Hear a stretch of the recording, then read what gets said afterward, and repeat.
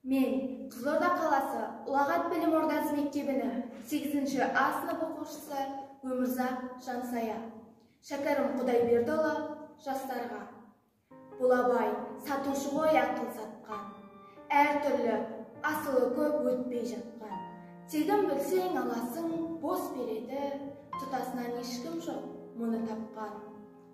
Құрбыласы қулықпен айла баққан, олардан алдамшы деп көңілі қайтқан. Енді бізге ақылын көрсетіп тұр, алушы жоқ бекен деп жастар жақтан.